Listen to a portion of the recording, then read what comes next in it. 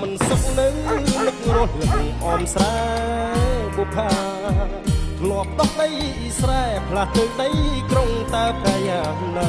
ខ្លាចហងលងផងអាត្មាបងខំឲ្យតារីករួយរាយលៀងធ្លាក់ដើមឆ្នាំរៀមជ្រៀងផ្ដាំតាមទឹកសូមអ្នក